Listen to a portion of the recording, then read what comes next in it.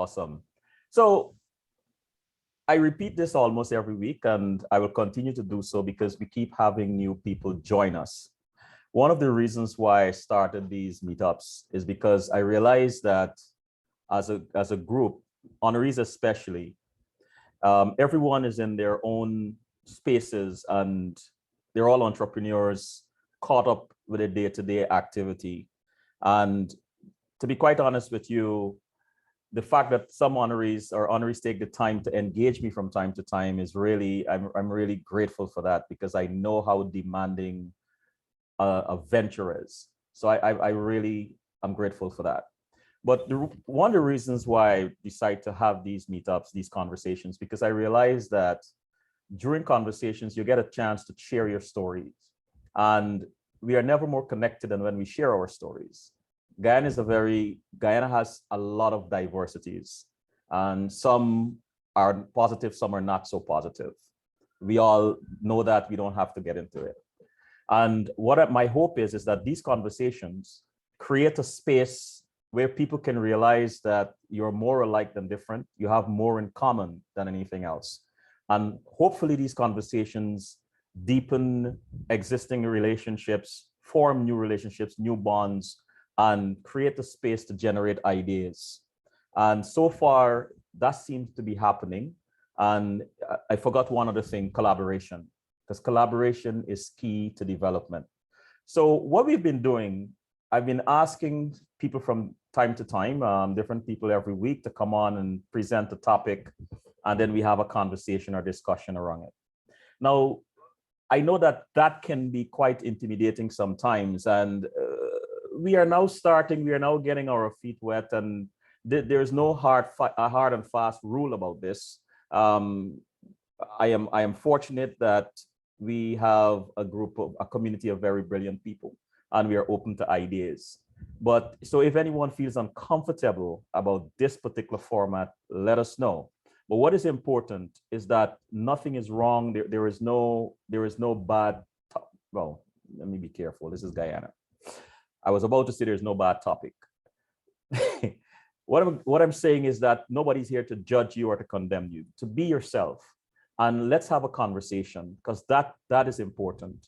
So if you have a topic at some point, please feel free to let me know that you want to present one of these weeks, and we'll take it from there.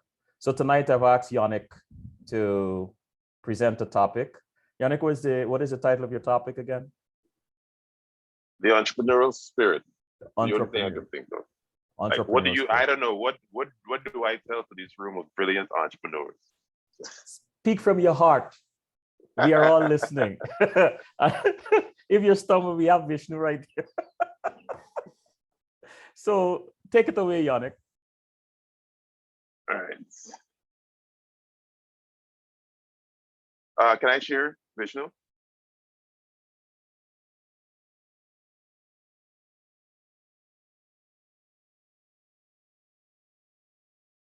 Go ahead.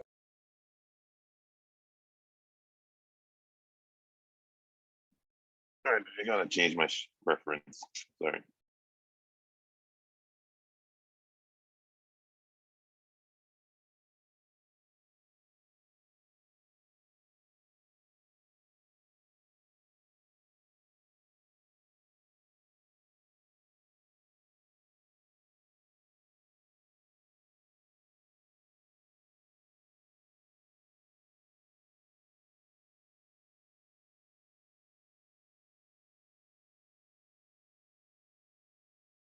All right. So good evening, everyone. Yonnic David is the name. I guess we're gonna just go through. I wanted to go through a few, I guess, things, attitudes, traits that it takes to be an entrepreneur from my view. Obviously, there's no right or wrong way of being an entrepreneur. It's all about what you get out. If you get what you want out of what you're doing and you're happy with that, then cool. So for me, I am an idea factory. Like, I always have an idea, and it's like I have an idea and then I find a way to execute it. A lot of my entrepreneurial ventures They've all come from hobbies of mine, like the drone services. I just fly drones as a hobby, and I make money. I like suits. I know my good friend Selwyn here likes his suits as well. So I decided to take the connection I had that makes my suit and offer other people here in Guyana suits of the same quality for seemingly decent price. So it's very important. Also, if my dog barges in, don't be surprised. Um, it's I think it's important to find a way of taking your idea, executing it, and then selling it. So you have to develop your idea. You have to take some time, develop your idea, figure out your audience, your target market or your audience, depending on if you're offering a service or a product. You then have to figure out ways of financing that idea. Um, and financing idea isn't necessarily expensive. I know with a lot of times people are of the impression that becoming an entrepreneur means that you need a whole ton of money. My primary business, medical diagnostic supplies, I started that. I think my first spend was $40,000. Yesterday, I spent $9 million. So we've moved from spending 40,000 to now spending $9 million and that's $9 million just yesterday in a very short span of time. So you can start small and then you can scale up and grow, but that also comes with knowing your target and understanding that target. And then you have to be confident in the execution of your idea. And that confidence comes with obviously knowing your target and understanding it and studying it. And it's okay to take some risks. Each of us will have different levels of risk tolerance. I am definitely a major risk taker. So I found myself jumping into murky waters head first, and I've always come out unscathed. But I take less risk now that I'm a bit older and have more responsibilities. Set goals. You have to set your short-term goals and also set your long-term goals. I know when I first started out, I pretty much didn't have any goals set. Because I guess I was doing things that I loved. My first entrepreneurial venture was in New York City. I did a fashion show. It was an amazing fashion show, but it was horrible financially. I lost quite a bit of money. And there were lots of things that went wrong that I should have done. Like there was no contract. I should have had a contract with the venue.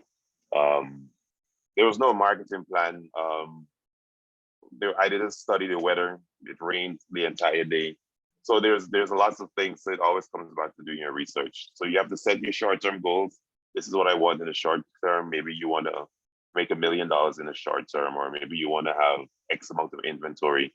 And then you set your long-term goals as well so that you can work towards those goals. Learn from your mistakes. I put failures in brackets because I don't think in entrepreneurship there is a failure. I think every move is a lesson.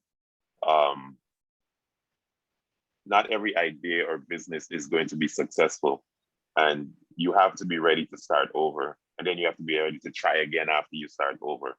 So the key is persistence, and to constantly to stay pushing, and don't see a failure as a deterrent. Like I said, my first event, it failed miserably financially, but I didn't pay attention to that aspect of it. I paid attention to the connections I made. I paid attention to the people that I helped because I was able to have a number of designers showcase their products. I helped a number of models get work, photographers got work. So I built, because of that event and the caliber of the event and the age that I was, the owner of the nightclub. I don't know if you guys know Webster Hall. It's historically, it is one of the best, major, most incredible venues New York City has ever seen. It's one of the oldest nightclubs in New York City. And the fact that my venture, I chose to reach out to them and do it there, the owners were blown away. And the relationship that I had after that, the amount of money I made with them after that, trumped the amount of money I lost at this first event. So I'm very happy that I didn't give up and I saw that failure as a lesson and I learned and I proceeded to work differently from there. Building your brand for many industries, you're your brand. You're the face of your brand. I'm the face of Guyana Rum Festival. I'm the face of medical diagnostic supplies. So it's important that you understand that you are your brand and that your reputation stays as clean as possible. Now, we're all human. We're all going to make mistakes. Things are going to happen. So just trying your best to craft the person that you present yourself to be. And I work every day. One of the key focuses that I place is on someone who perceives me, what they think of me. It's very important that when people see me, they feel comfortable. When people see me, they feel that they can approach me. When people see me, they feel that they can trust me. Because without that reputation, then you can't go anywhere. How are you going to network? No one's going to talk to you. I think word of mouth and recommendations are very important. Like you can spend thousands of dollars on marketing campaigns, but if Selwyn tells a good friend of his that, listen, you should call Yonnic, they're probably going to call him faster than if they just saw a random ad for, I don't know, suit services with 100 other people that will make suits. What will make me stand out? Investing in yourself. Obviously, you've got to spend some money. You've got to spend time. You don't necessarily have to spend more money than time. You can spend more time than money, whichever way. Everyone's entrepreneurial venture is different. So investing in yourself is key in however you decide to invest in yourself. Hone in on your skills. Practice, practice, practice, study, study, study. Learn as much as possible about the things that you can offer that business so that you can become more skilled in doing it. And obviously then you'll spend less outsourcing and hiring someone else to do certain things. Obviously, as you expand though, you'll definitely have to bring people in. And I think, I'm not sure if it's the next slide or a slide after that, we'll talk about that. Knowing when to ask for help. It's completely okay to ask for help. You can't do it all. As an entrepreneur, there's this, no one knows it all. I don't know it all. Interesting, medical diagnostic supplies. I've never in my life done any class in medicine. I've never tried to be a doctor, but I understood that there was a void in the market here in Guyana. And I said, listen, I want to do this business. I asked a friend who's a medical tech. He does medical tech. He's a med tech. And he gave me the guidance. I made him a silent partner. And now we've got a nice, I'm very happy with the chunk of the market that I have doing medical supplies. And of course, I've been learning more and more things, but I'm always ready to pick up the phone and call someone that understands the medical field so that I know what I'm doing. So it's okay to ask for help. You don't need to know everything. Networking is very important. You can network anywhere. You can network at a bar, you can network at a restaurant, you can network at a cafe, you can network. It doesn't matter where you are. I think you should always be in networking mode. I'm always in networking mode. So you network, you build your contacts, and then you can then leverage your contacts to help your business. I think it's very important to leverage your contacts. You're not using people. By leveraging your contacts, you are engaging with people that can help you move your business forward. And in engaging with those people, it's a give and take. So they may need you to help them with something as well. And that's the relationship you have. People skills are important. You have to find a way to, if you're a very introverted person, I think at sometimes you have to be able to communicate with people so that you can network with them and build your contacts. Investors and partners or versus partners. There's no right or wrong. It's really, what do you really need for your business? Do you need an investor? Do you need some capital, or do you need a partner that can pull in, that can pull some weight with you? I've worked with both. I'm currently working with both. For example, Guyana Rum Festival, I have partners. When I did Guyana Rum Festival last year, the graphics and designs, it was very expensive to get those done. So what I did, our graphics guy, I offered him a share in Guyana Rum Festival. So he's now a partner. So all our graphics, all those cool graphics that you see we push out, we no longer have to pay for those. He's now invested into the company, and he's a partner, and he feels, and it was great. I mean, I remember when I gave him his cut last year, his eyes lit up because he's never had so much money in one go. He's never made that money. He's about 22 years old. So I was able to offer him an opportunity to own his own business, to see a return for his hard work. And I can call him up at midnight and like, listen, we need to get a graphic done, and it's done because he now is part of the business. So it's important to give partnerships to people that you think will add value to your company. Investors are also important. I know when I had to scale up medical diagnostic supplies, I had a big order for government, and I had to pick up the phone. It's like, listen, I need X amount of dollars. This is what I'll offer you, and I got the money. So, and now the business has been going on 3 years now, and it's been doing very well. He gets his check every year. So you have a happy investor, and we have a thriving business. So different businesses, you probably have different things. Preparing for retirement, this is a big thing.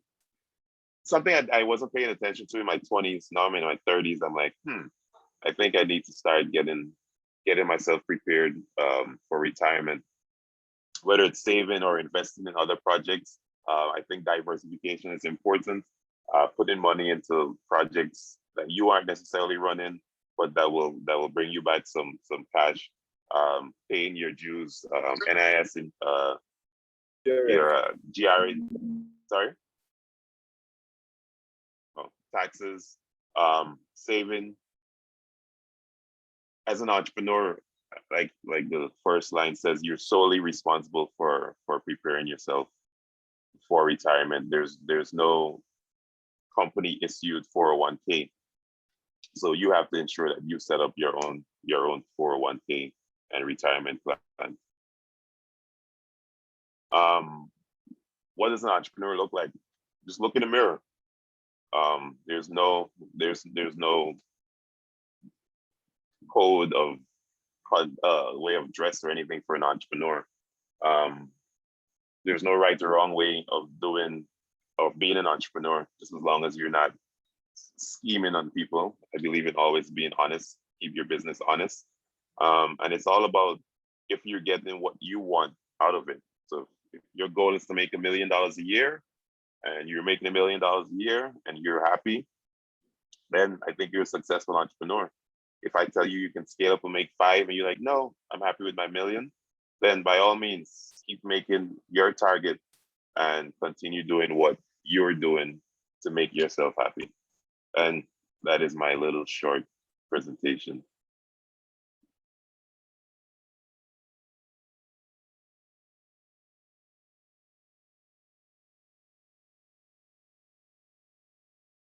I think you're muted, Selwyn. You got to. Yeah, thank you, Yonnic. Thank you very much for that. The room is now open up for anyone to ask questions, make a comment. Let's have a conversation around this presentation. But let me start first by asking you, Yonnic. You mentioned that the failure you had with that fashion show venture. What made you keep going after that failure? I mean, having lost money, I mean, that's major for a lot of people. What made you decide to keep doing it? Well, for one, the whole nightlife industry was something that I really liked. And like I mentioned, a lot of times my businesses are always starting out as hobbies. So there was one, it was something I liked. So it was fine, you feel, but it's something that I'm still going to enjoy doing. And two, I remember when I was in the office of the manager of the club, and he was giving me a hard time. He's like, listen, we need X amount of dollars from you. I'm like, oh my God, where am I getting this money from? And my mom had flown in for the show. So she was sitting there. So we pulled out the credit cards, we paid off what we had to pay out. And she said to me, "Don't worry, next time you'll do better." So I think those words were the words that the mere fact that she didn't say, I think, "Oh my God, you're wasting this money." She said, "Don't worry, the next time you'll do better." I think those words have always stayed with me throughout every single venture that I've ever done. I've always remembered those words. "Don't worry, next time you'll do better." Thank you. Anybody? Let me speak directly to the entrepreneurs. I'm sure many of you have been in situations where a little moral support would have helped to taking you over the hill. And I'm sure some of you have received these words of encouragement. What was that like for you? Anybody?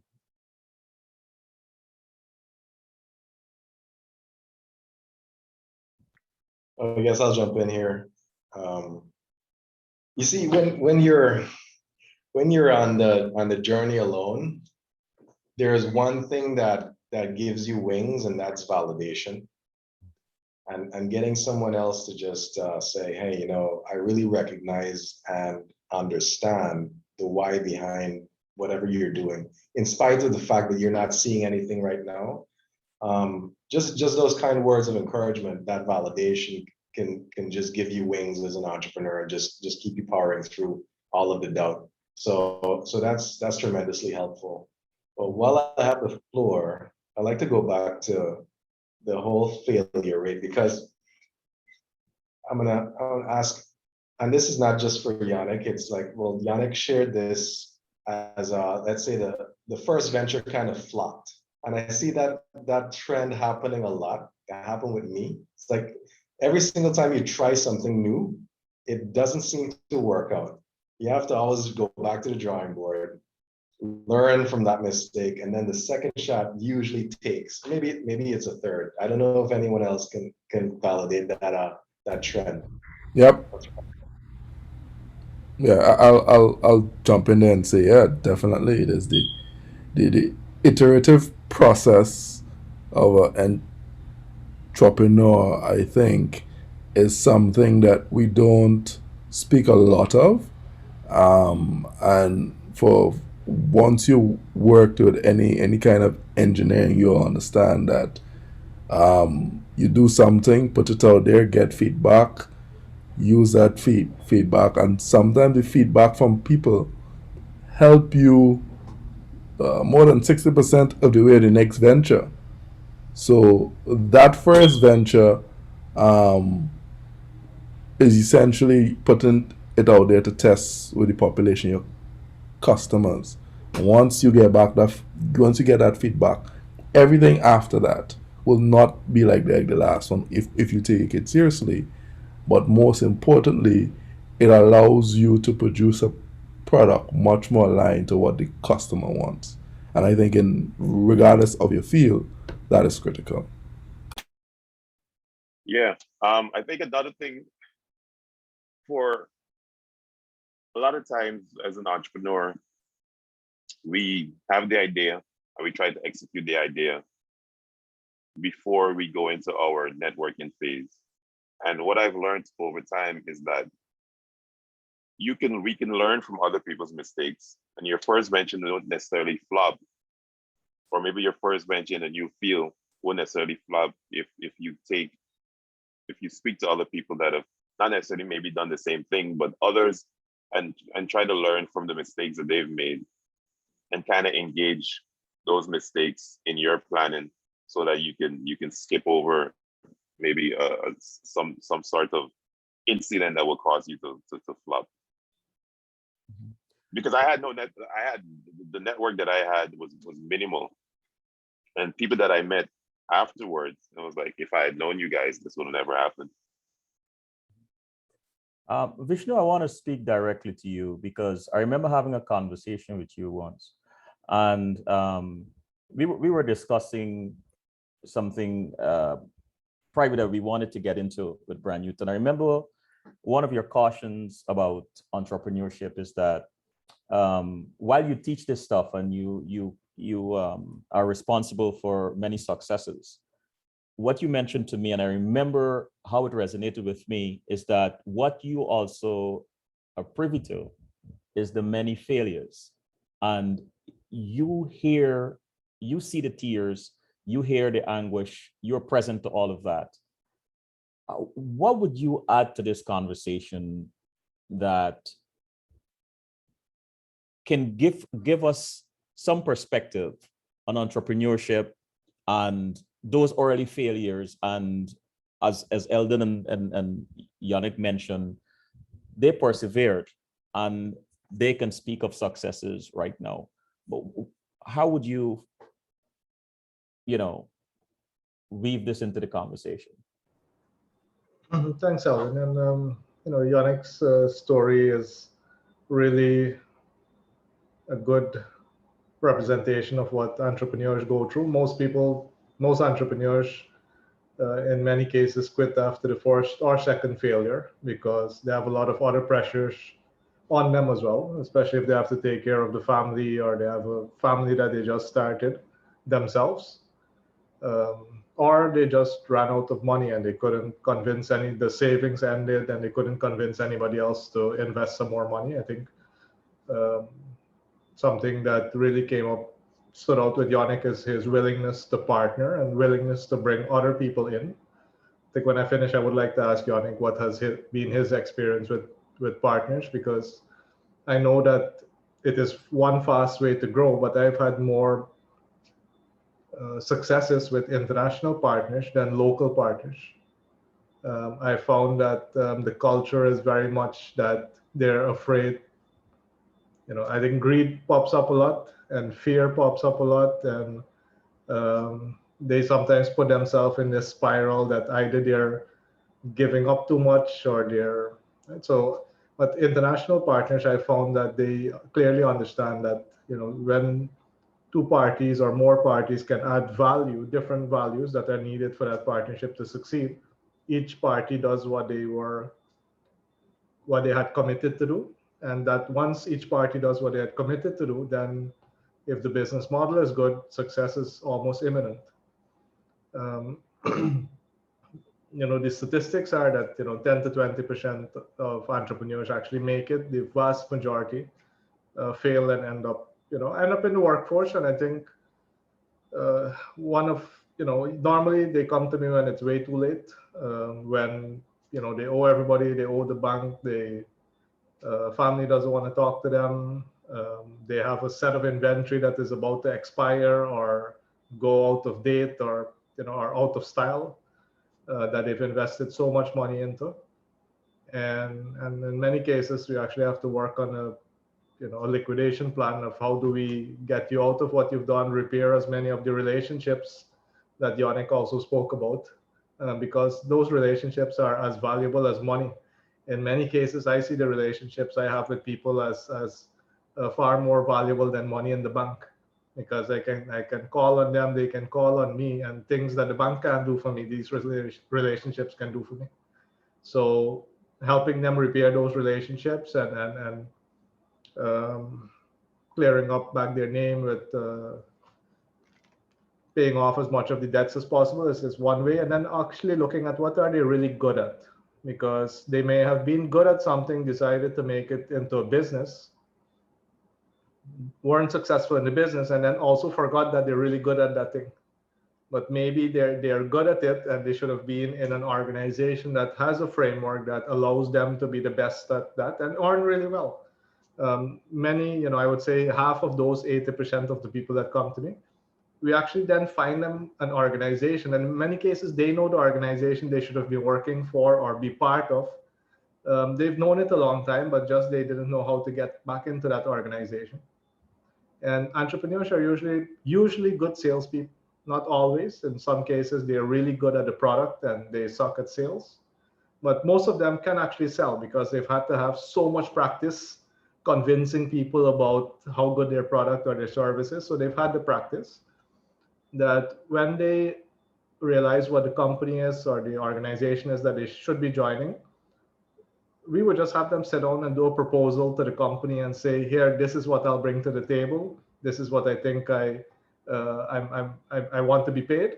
And this is what I think I'll generate for you. So they become an intrapreneur instead of an entrepreneur.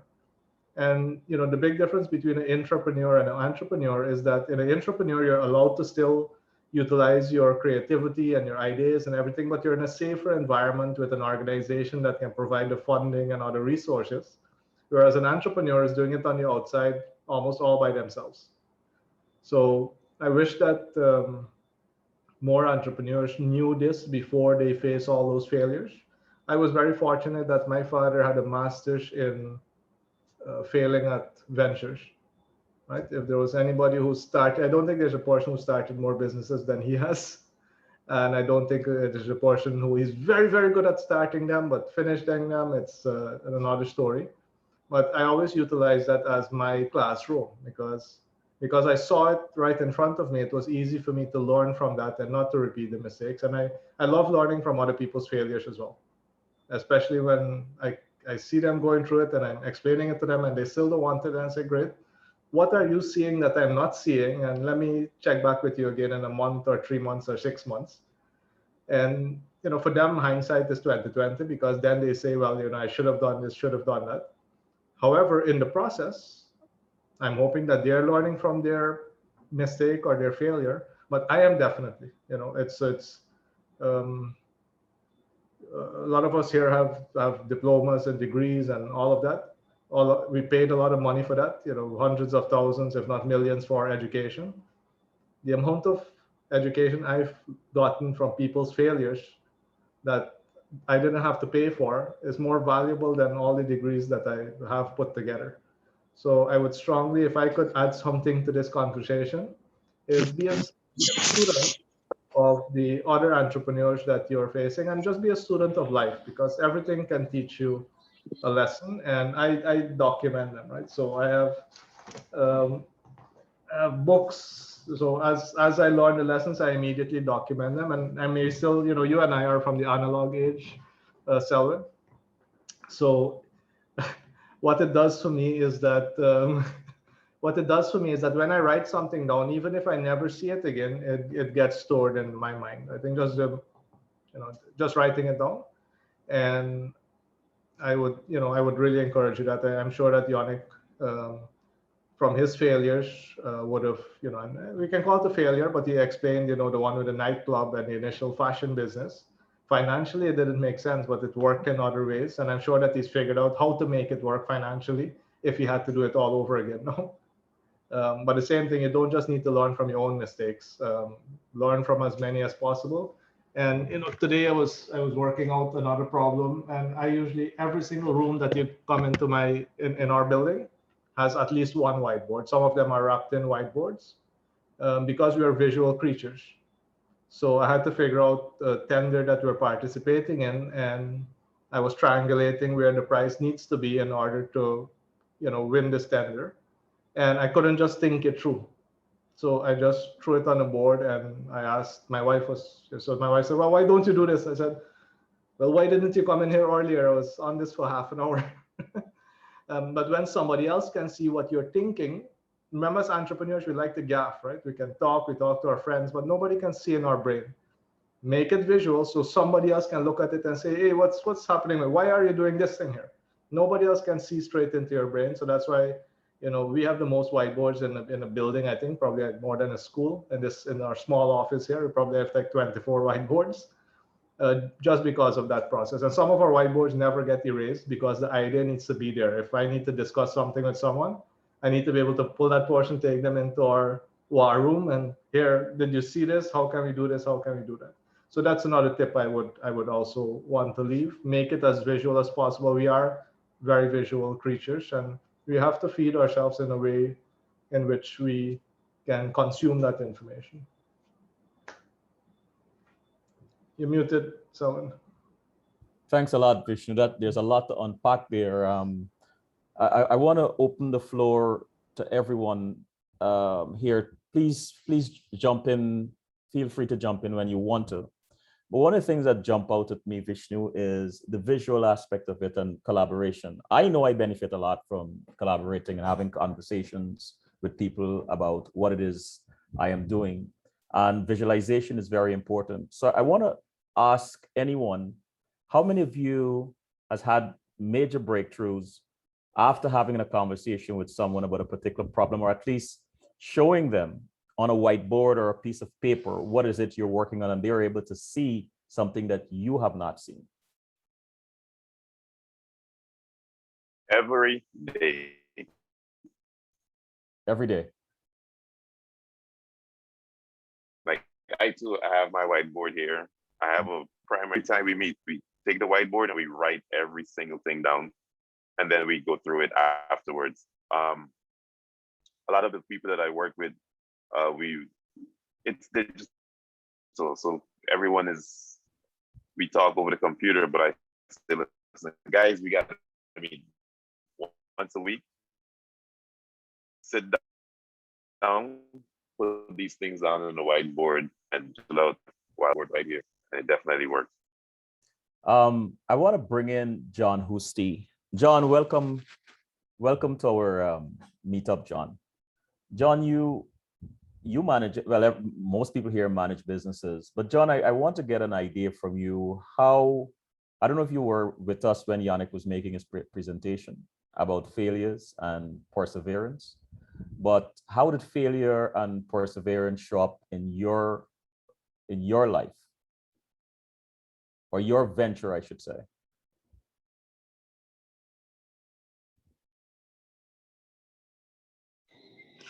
So, and just give me 2 minutes, please. Just 2 minutes. And I'll All start. right, fine. I'll ask the same question to Evie. Evie, you have several businesses between you and Miguel, and I'm still trying to figure out how you manage all these various ventures and still keep a very calm disposition, at least the side of you that I see. So you have obviously been encouraged to get into several different ventures. How did failure show up for you in the beginning or in any one of these ventures, and why do you continue to persevere?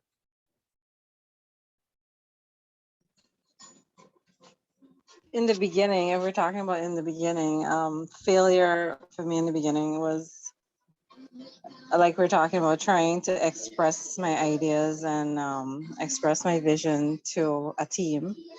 And, because we mostly deal in emerging products or services, and a lot of things that we ventured into just either didn't exist before, or the talent to carry through the business ideas really weren't existent at the time, especially in the case of like the coffee shop, where we had to like teach barista and so many other things. So failure definitely in the beginning was like having the resources, the human resource to carry through plans and put things into place, and then like just trying to do everything yourself and suffering some amount of burnout.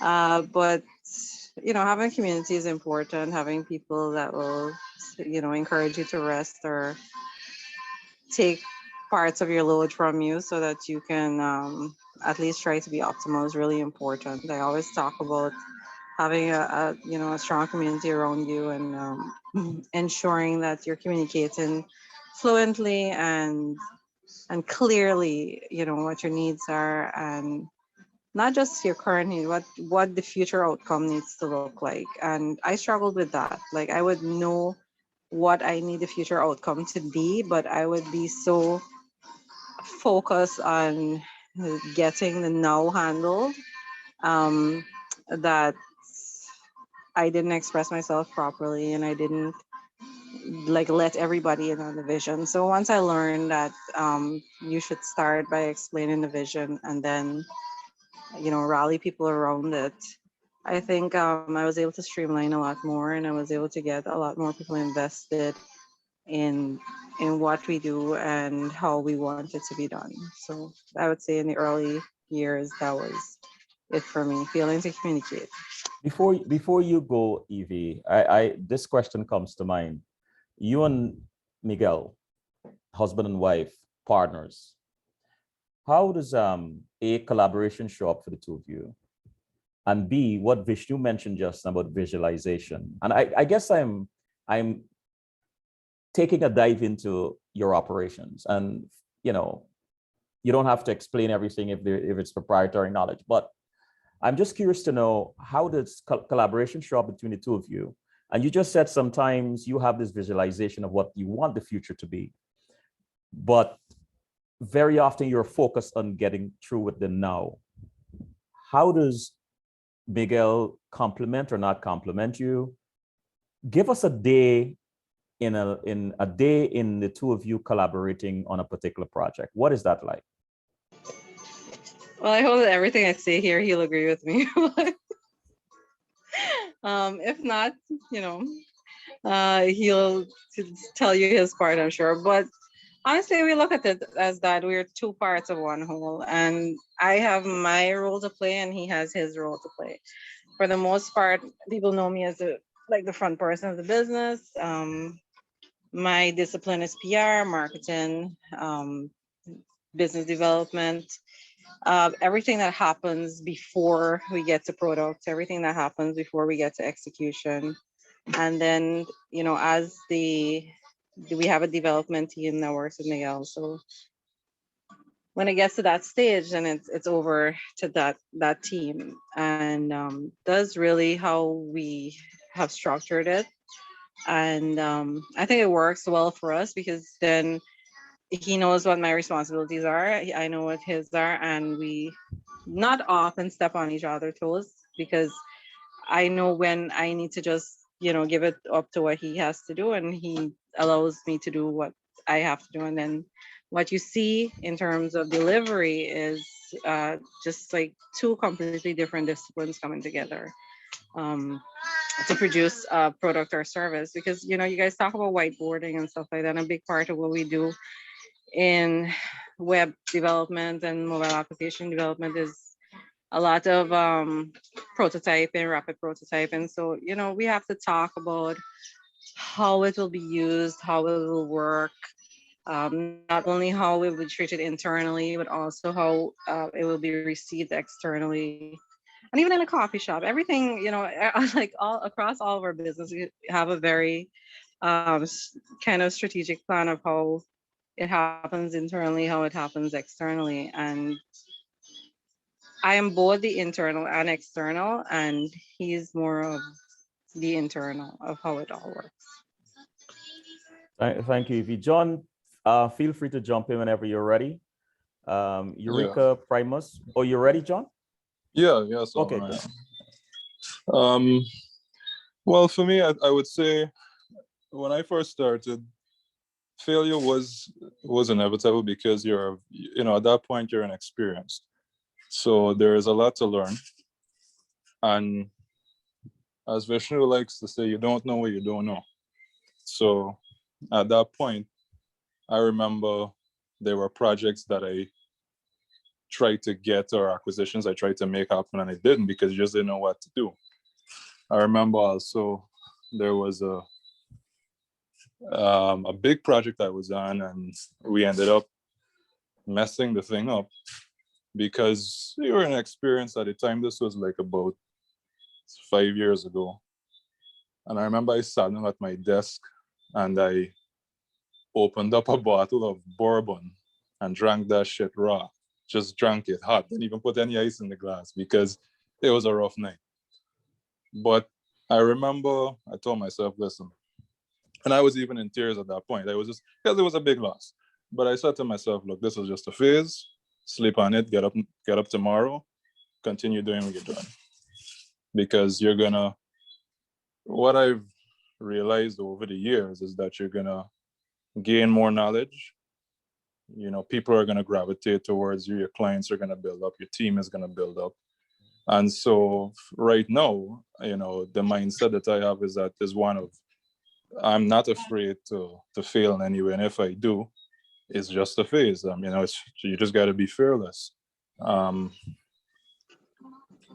It's like, just to digress a bit, it's like if you're going after a girl, even if you really want the girl and she rejects you, give it a second or third try. There's no shame in it. And it's just really a mindset thing. I think once you understand that, and a lot of people don't, what factors into this is the supporting cast around you, which I think Yonnic may have mentioned before. Like when his mom told him, don't worry about it, just you'll do better next time. That's a powerful statement, especially coming from your mother. That's a very powerful, those words resonate with you, you know. So it's those moments, those around you who encourage you to do what you got to do, and just they're your supporting cast. I mean, at the end of the day, no man is an island. There are a number of people on this call who have supported me, who continue to support me and assist me, and I can turn to for advice. I mean, yourself included, and that gives you peace, I would say, in doing whatever you're doing on a daily basis, because they're going to be tough days, they're going to be rough days, and you know, you gotta be ready for it. But you know, it's just temporary. Thank you. Vanda,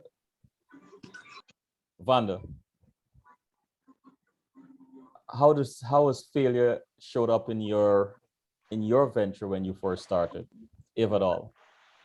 And how did you handle that?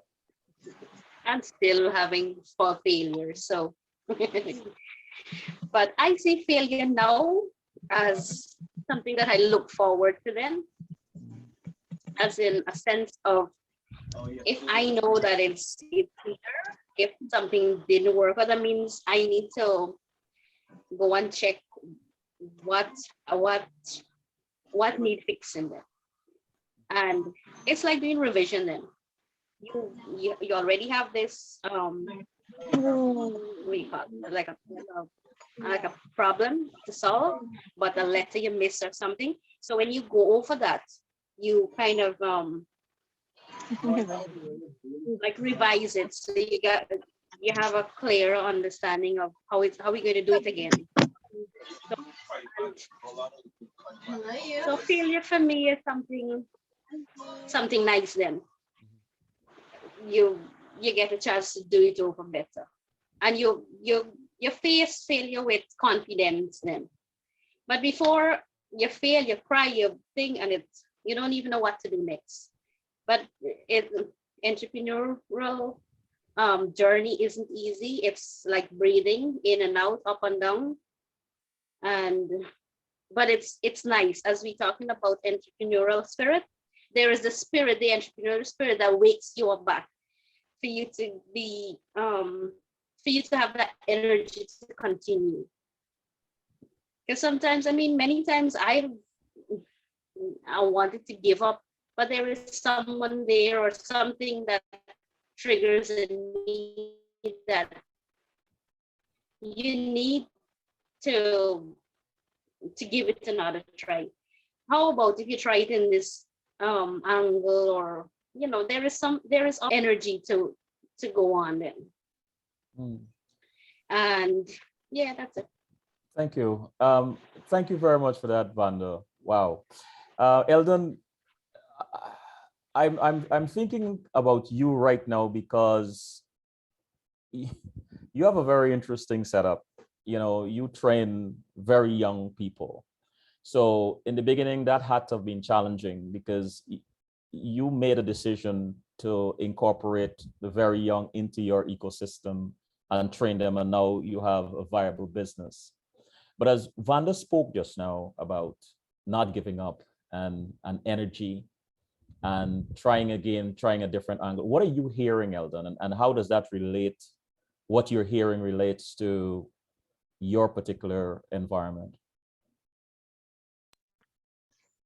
Yeah, it's the only thing that really bubbles up when you ask that question, when you present that, Selwyn, is there was this single constant that was there at the very beginning before anything started, and it's still around, and it hasn't changed. And that is the best way that I can describe it is the why. Why are we on this path? Why am I doing this? Why did I start what I started along the way? And you know, when you start things off, that single constant, that why, it gives you this gusto. So you're on this path, you're like, okay, well, I'm gonna get this done, I'm gonna do it. And in that initial phase, there's a rite of passage that probably every entrepreneur goes through, where it involves a lot of failure, because you're going through with this gusto and you're not listening to anyone. You just know that you have to realize that why, and then you falter, or or things don't work out as you imagine them, and then reality hits, and then you have to refactor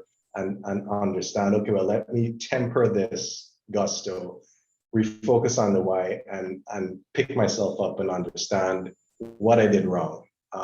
But I believe that as long as you have that why, it will force you through the points of failure really smoothly. And I believe that's probably most likely what we all have. Many persons who don't have that connection with their why often give up after the first failure. But failure is like a rite of passage, I believe, for every entrepreneur. There are even movements, worldwide movements, where entrepreneurs get together and talk about failures, just failures, because there's so much wisdom in just unpacking what you did wrong or what others may have done wrong, and Vishnu keeps these notebooks about failures, these pitfalls, and so on. There's way more there's a higher concentration of wisdom in failure than there is in something that's successful. I believe so. And what's more is that when you personally own your failure, it catalyzes your future success. Because I can't think of moments in my life where I went from success to success. It was always, okay, well, you win a little, you fail a lot, and then you win some more, and then you fail again, and then you win. And it just, but what happens after a while is that you get so accustomed to the failures that you don't really pay attention to them as much. And you're easily able to fail really big, but you reduce the time during which it keeps you down. So people look from the outside and all they see is success, but little do they realize that under the surface, you're taking a beating, but you're still forging ahead because you're connected to your why, and that powers you through. So that's what I have to share about that. And about the whole worldwide movement, where entrepreneurs get together and talk about failures. There's a site that I can share. It's a bit vulgar, but there's some interesting stuff there. So I'm going to put it in the chat. Let's see here. I'm going to put it in the chat there. If you guys want to check this out, feel free. Thanks. Thanks. Thanks, Eldon. I want to shift gears a little bit. Malika, I'm going to come back to you because you're an interesting story. You're young, you just started your business, and I imagine there's some trepidation there and so on. I want you to think about this for a moment. I'll get back to you, but I want to speak to some folks who might be social entrepreneurs, like Sarah Barrett and Eureka was and is now an entrepreneur herself, started her own business. I would like to hear from you. What are you hearing in this conversation? Eureka, would you like to take this? What are you hearing? From Yonnic's presentation and from what the entrepreneurs are saying about failures and perseverance. If my memory serves me right, you worked with women who were in danger. I'll let you talk more about that. And you were on boards that deal with women that were being marginalized in mining and so on and so forth. And now you have your own business. Those two worlds have intersected in your world. What are you hearing here tonight that you can shed some light on in terms of your personal journey, your business journey rather, and just give us some perspective, if you don't mind. Good evening, everyone. Just to touch a bit on what Selwyn had mentioned, I serve as the president of the Guyana Women Minors Organization and also the director of a safe home for victims of human trafficking. One of the key messages that strings through all of the presentations this evening is the opportunities that could arise through failure. Oftentimes, as young entrepreneurs, and even no matter the age of someone, there is a fear of failure and the perception that failure means ultimately that the business will close or that will be the end of that venture.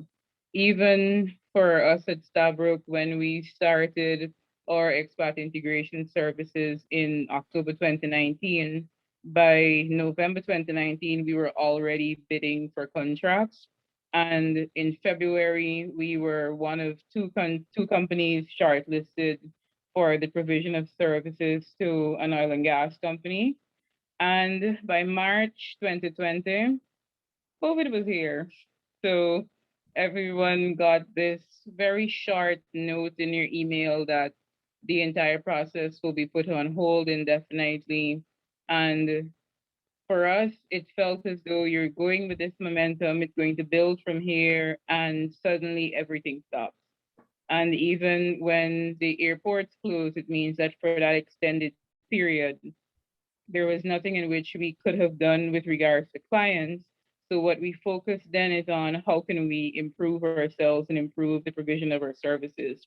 So we took that time to attend like international courses on the services in which we want to provide, international standards, learning about that, as well as to integrate softwares. And shifting to the social work in which we have been doing for both women who are in mining and women who are affected by mining, specifically victims of GBV, trafficking in persons, and other social ills. Uh, Immediately following with any horrific incident, they are given time to start rebuilding from the inside out with psychological services before we support them to acquire a skill or in some cases relocate to a new area if it's for their safety. So oftentimes when traumatic experiences happen, whether that is crimes against women or even failure, the initial thought is to stop, but oftentimes it's more useful to you to reflect and to identify the key elements in your failure that if you improve on could lead to your success.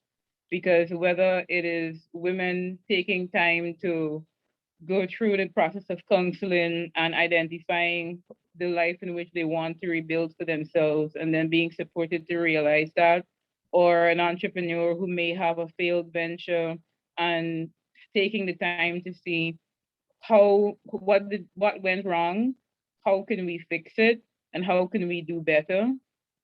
They are different but similar processes involved, and oftentimes I think society and even some of our support networks do not fully understand that their support is always needed and their support is critical to even in some cases how you see yourself.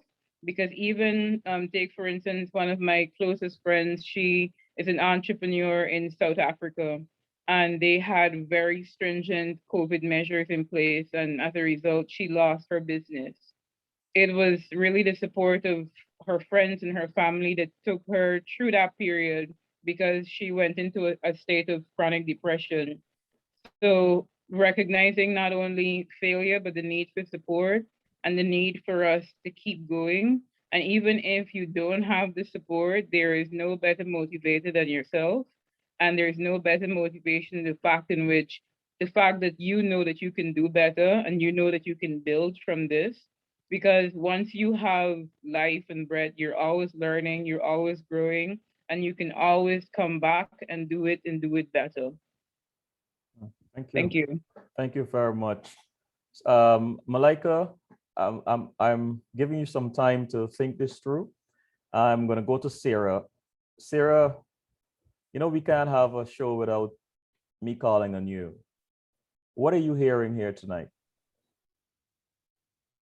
Alrighty, hi everybody. I'm trying to show my face a little. It a little tired today. So I'm hearing. Well, first of all, I want to say, and I think some of you who do know me on this call, it's that I have tended to do things in Ghana before things are a trend yet. Or so, for example, I was one of the early pioneering bloggers in Guyana, and I used that to analyze politics, and I did that through telling my own personal story.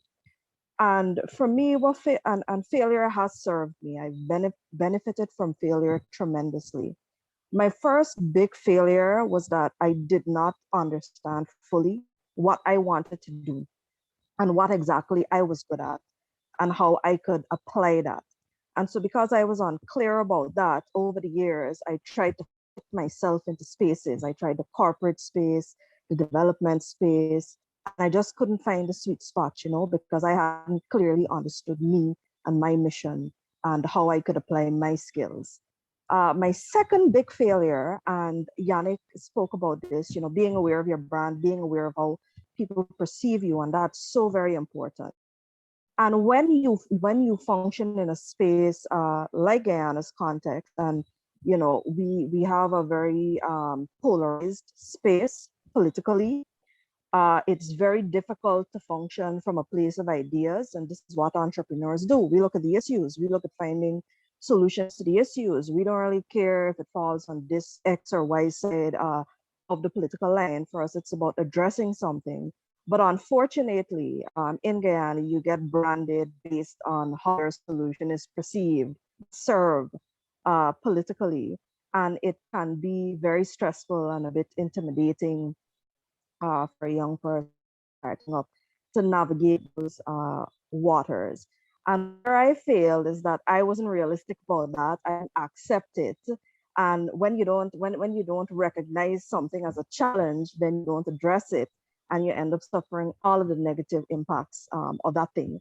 And so what I had to do is once I defined, and I did this during 2018, I think it was, I did it. But there's a clear memory I have from 2018, and it involves Vishnu. So I had been invited by the PSC to speak at their first business development forum, I think. And they asked me to talk about interpersonal relationships. And I showed up at that event and I tried to present deeply academic ideas from a development perspective to a corporate audience, and I lost everybody, including myself. And even at the end of that, I was like, Sarah, well, you just said it. And then I had a very, very brief chat with Vishnu and Roshaft, and Vishnu said, Sarah, I would have liked to have heard more of your personal story. And that was a big, a big shaping moment for me. And I've never told you this, Vishnu. It was a big shaping moment for me, much like the moment I had with Selwyn in 2014, when Selwyn asked me what next. And I thought about that, and I realized that I wouldn't be able to fit into the corporate world. I wasn't exactly a social entrepreneur. What I was something that I didn't know how to define yet. And today I know that what I am is a political entrepreneur. And I'm sure that we have a few of us floating about Guyana, but they still haven't managed to define what their niche is. And so, defined, figured out mission, and how to deal with perception. And the way I dealt with navigating these waters of polarization is that I rebranded myself as somebody who was interested in working with anyone that was focused on the greater good for the country. And I made it very clear what my agenda was, what solution I am focused on. And I didn't care if you were the red party, the blue party, the orange party, from corporate, from development. I was going to work with you so long as it advanced this particular mission. And when people recognize that, listen, you're willing to work, you come with a certain set of principles, you're going to be honest, they become more willing to work with you. And you're able to develop relationships, which, as Vishnu noted earlier, those relationships are so very important. And you build trust over time, and you become well positioned. Your relationships become your most valuable thing. And then my third failure is the lack of balance. So, sometimes when you got an idea and it's just burning and like you just want to get it done, I did that so much. And then what would I do?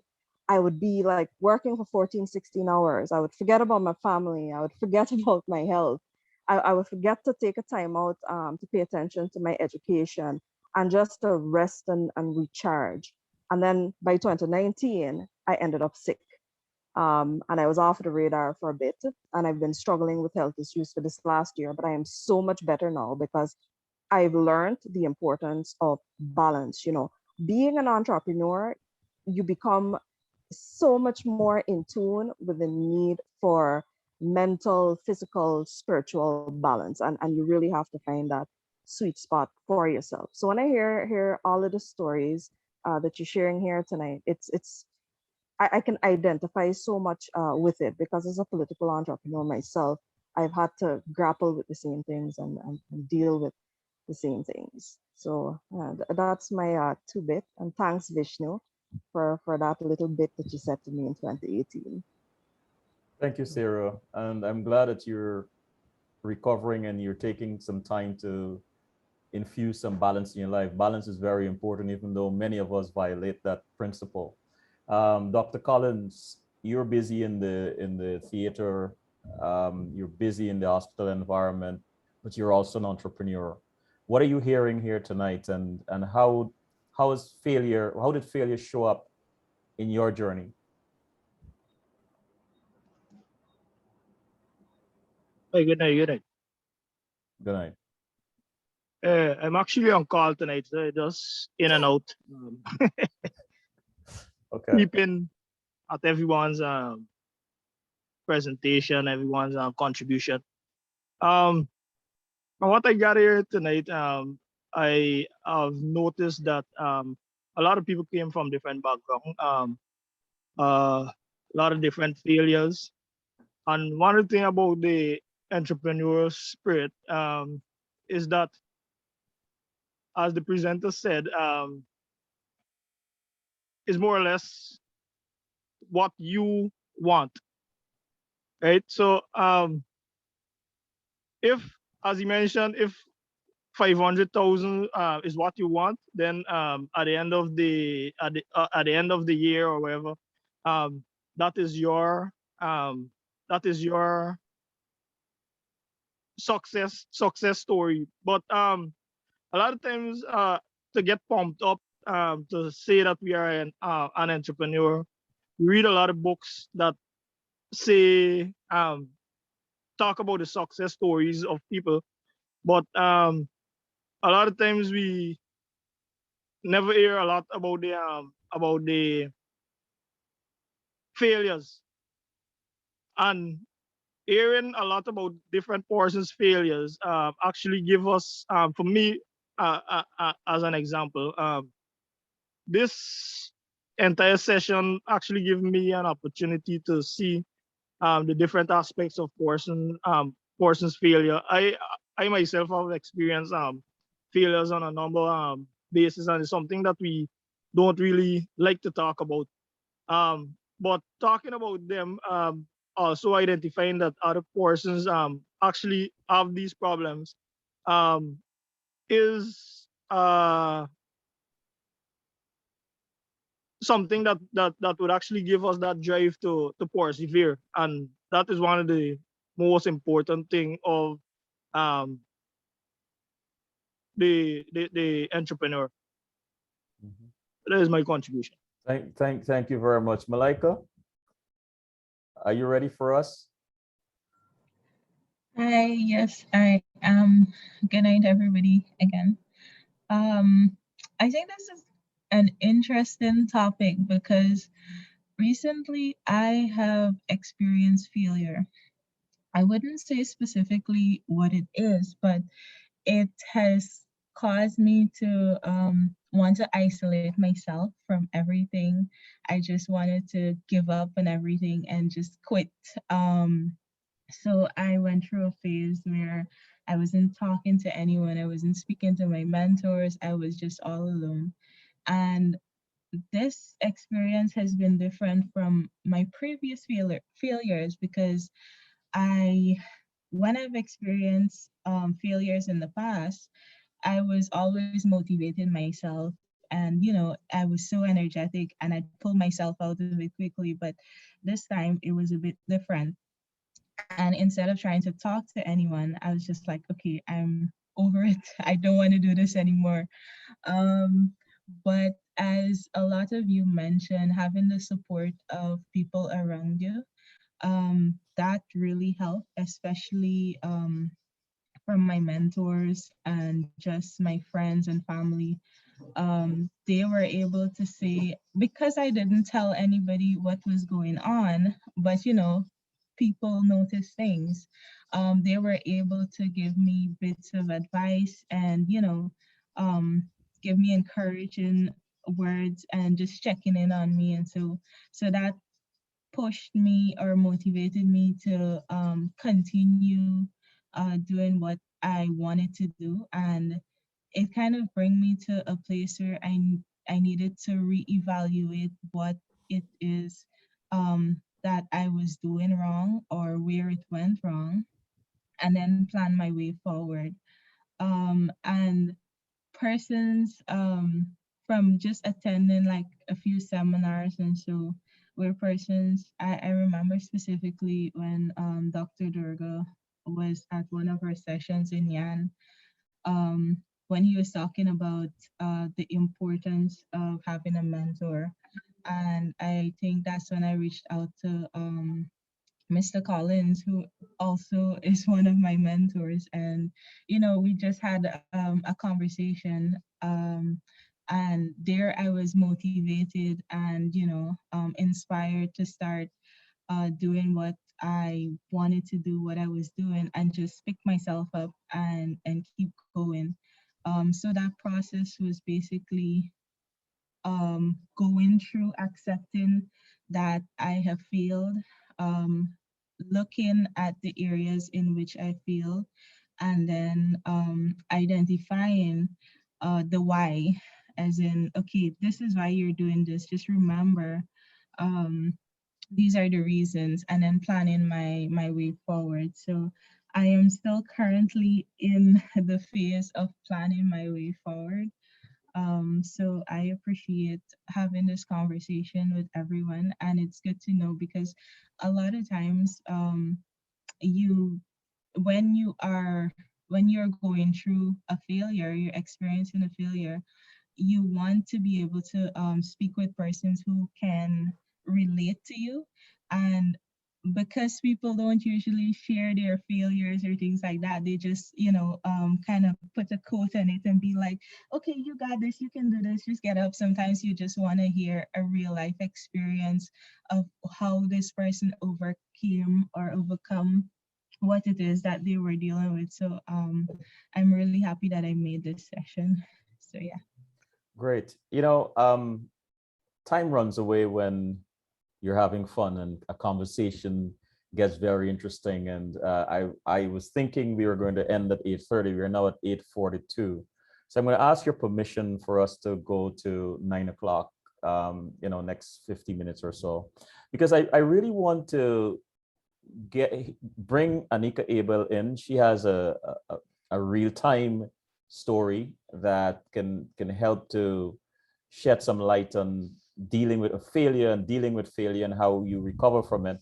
And I also want to speak to Shawnette Percival, who's in New York, and she's a social worker. She deals with people and where systems fail and the family structure fails. So I'd like to hear her perspective on what she sees sometimes and how that affects her.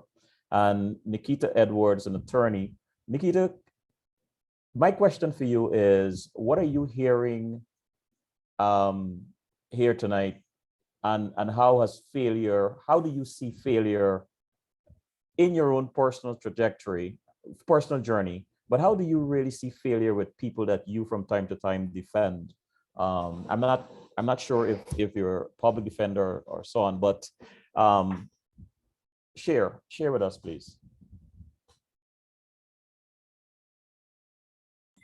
Can you repeat your question, Mr. Sure, Collins? certainly.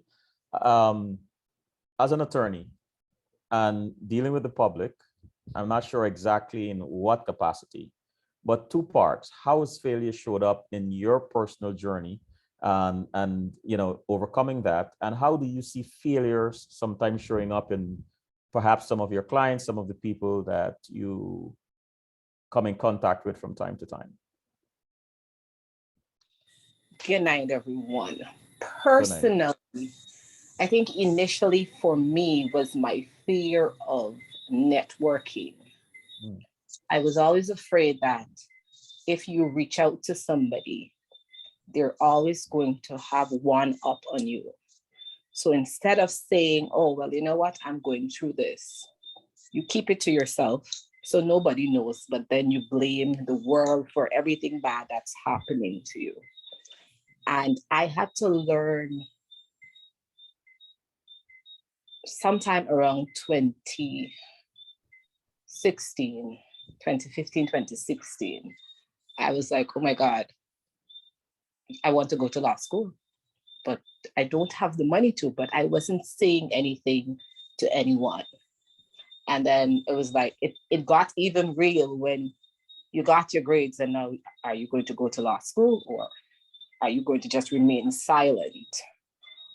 And then I remember reaching out to a particular individual and he said, I don't think my organization can help, but I think you should try this organization. And when I wrote that organization, it changed my entire life because they were willing and able to assist. But if I did not reach out, then I would have been sitting here still waiting on attending law school and being an attorney. So for me, I'm still working on my fear of saying or being vocal about what is happening, because the last thing I want is for anybody to say, I did this for her and that kind of thing. So, but I'm still learning how to network. So there's that. As it relates to, well, I am a public defender. So most times you see people who would have failed at, especially with the juveniles that we defend. It is not even, a part of it is not their failure. It's a system that they were brought up in. So you have parents who understand now more than ever that a child under 14 cannot be charged, and the process that comes with that. So you find now a lot of juveniles are committing offenses. But if you speak with these juveniles, it is an adult who is forcing them or enabling them in this life that it's not healthy or productive for them. And that is always the hardest, because all you can do is show up and you defend.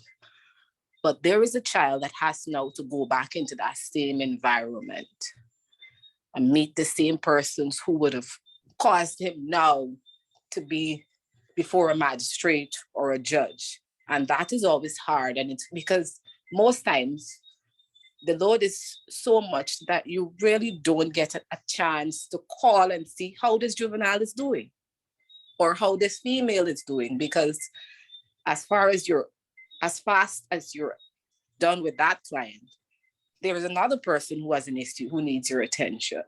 So I'm still working on that.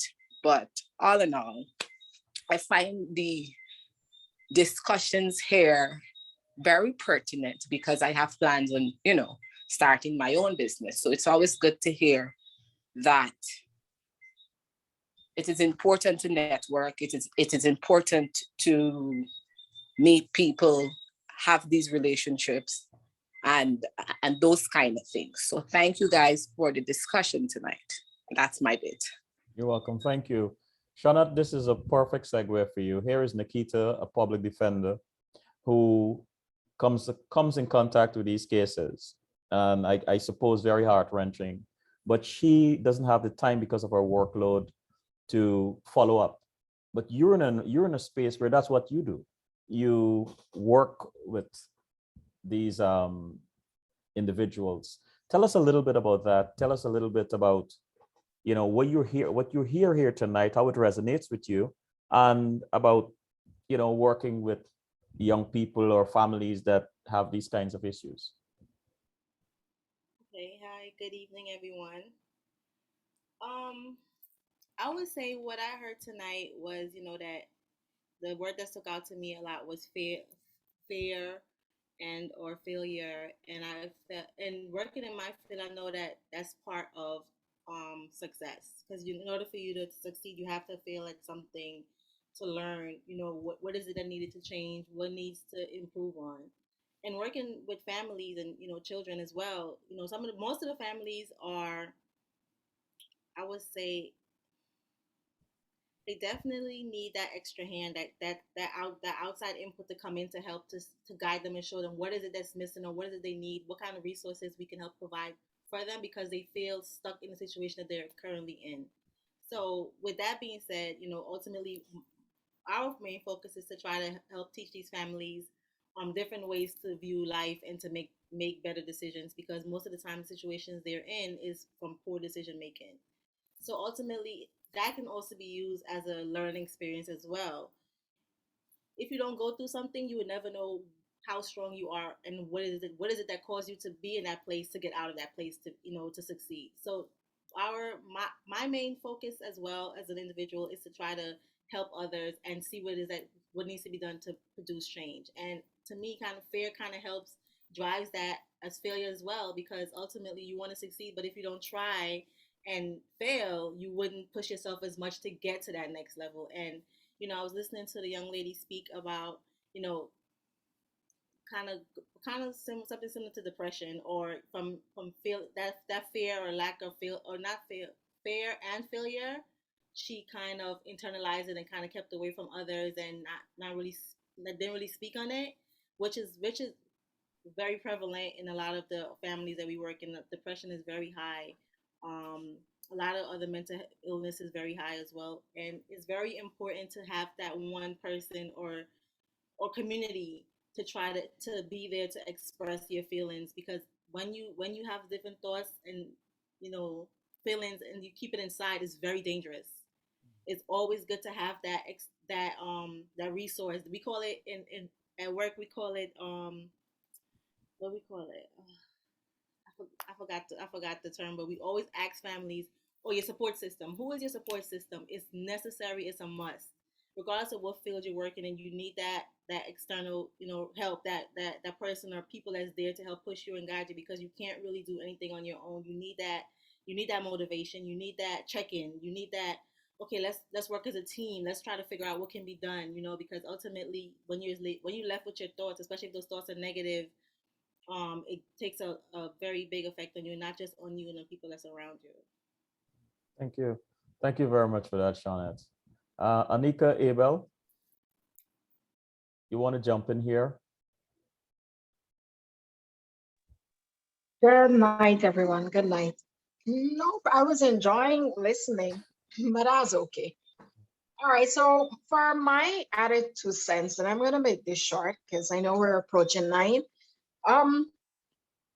Failure for me is I accept it because it's what builds experience. If you don't fall down and you go through whatever work it is, whether you have a support system, a coach, a mentor, whoever it is, this is what builds experience. So as you go forward, you use those experiences from the failure to help others and motivate others. So when you're in the moment, of course, it seems as if it's the end of the world, because it seems so to me. At first, I took it on my own, but having resourceful people around me, it allowed me to know that I don't have to do this alone. I don't have to go through it alone. I don't need to know everything. And I move forward from there.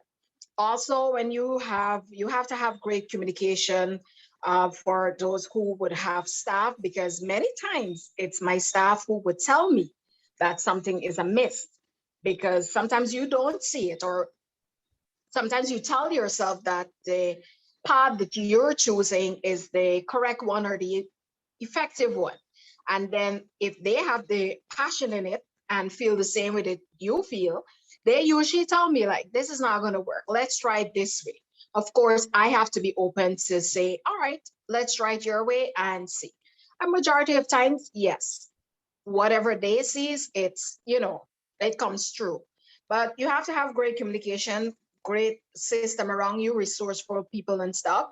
And it's nothing to be ashamed of. Like I said, when you get these challenges, it builds experience and it allows you now to be in the capacity of being someone else's mentor or guidance to whatever it is. So sometimes we just have to take those bruises and pains and hurt and build from it. So that's my added 2 cents. I've heard a lot this evening, and the session this evening was, very educational and inspiring. And as usual, it's a great platform where we can share and learn from each other as well. Even though we're not or may not be in the same field of work or whatever it is, we still pick 1 or 2 things up from everyone who shared something. So that's my input, Mr. Collins. Thank you. Thank you. Thank you. Again, I repeat, we're never more connected than when we share our stories. Before I ask Yonnic to take us out, is there anybody else who would like to make a statement, say something, I would just like to, thank Sarah and Leica for the acknowledgement. And it's, it's good to hear.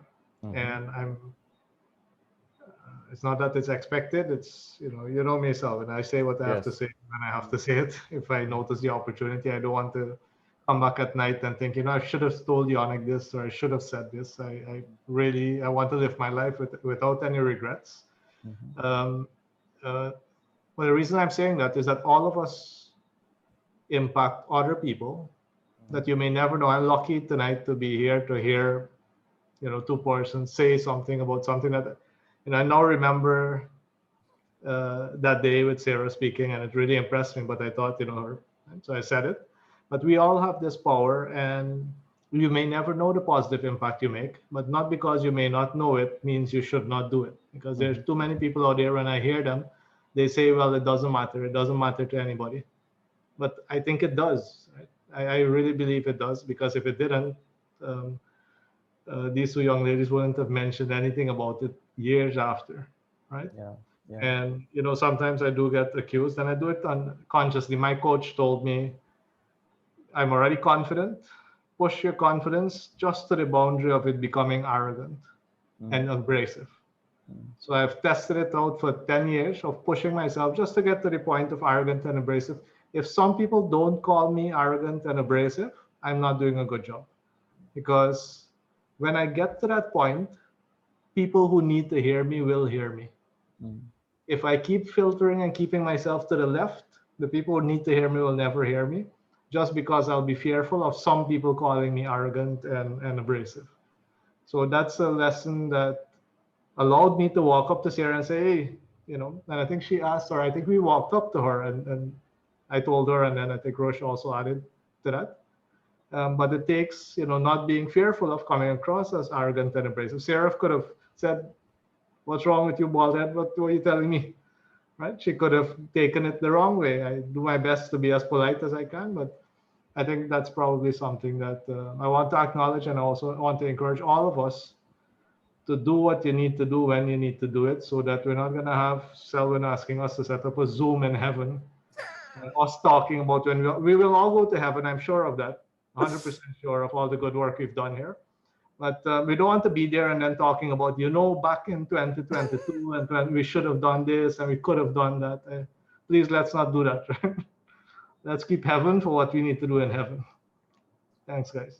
Thank you for that, Vishnu. I mean, you really make me present brought me present to a point of people coming to you and saying things of I know I get that a lot. People coming up and saying, well, you have inspired me here and inspired me there. And you're right, you don't realize that. And there's one thing I take away from there too, is that not because you don't know it, that means you don't do it. So if you adopt a way of being and being good to others, then that's a good thing. The accolades will come if that's your thing. But in my case, that's not important. What is important is that I've impacted somebody's life, because I believe that when you impact one life, it's a positive domino chain reaction that takes place. That person now turns around and impact thousands of lives, and the chain reaction continues. But I want to ask Yonnic right now, turn it over to Yonnic and ask him some specific questions and also to close us off. But before I do that, I want to thank everybody for joining in. This is amazing to me. I sent out invitation and people, took the time that they could have been doing anything else, but to come and to share. And that says a lot about the need for these kinds of spaces where people can come together, congregate, and share their stories and have meaningful conversations. Yonnic, you made your presentation, very good points. We went around the room and people shared, and we learned a lot from everyone. What did you get out of this? What are you feeling right now about what just happened, transpired here tonight, what you triggered here tonight? And what is your what is your takeaway from this? But more importantly, any advice after listening to everyone? So you want me to go over 3 parts, right? I got it. Okay, Get, good. feel, advice. Mm-hmm. I definitely got that we need more. I think we need to change the narrative of what a success story is. I don't think the success story should be the flowers and the honey. The success story should be the comeback from a failure. I think we need more of those stories out there. Too many times when we read the books and it's, oh, I did this, or somebody sees you doing a good job and someone asks you, how did you get there? We tell them all the good stuff. And we're not preparing them mentally, physically, and spiritually for all the bad stuff that will come, because bad things will come in many forms. The business might not fail, the business might be successful, but there will be bumps in the road. So I think those stories are the stories that we need to tell. I hope we can create an outlet where we can tell those stories publicly. I know there's lots and lots of young people out there that are entrepreneurial, that do want to start businesses, that have started businesses, and they need those stories to be told. Mm-hmm. How do I feel? I feel optimistic. I think every time there's a communication like this, it impacts each of us. And now in the back of my head, I can constantly remember that, you know what, I need to let people know that failure is going to happen. I also feel happy because listening to everyone speak and listening to everyone's stories, it's told me that I'm doing the right thing. And not for me and not for my bank account, but for the people that I've engaged and that I help, for the people that I've made partners in my businesses. I know Vishnu wanted to know about partnering with Guyanese.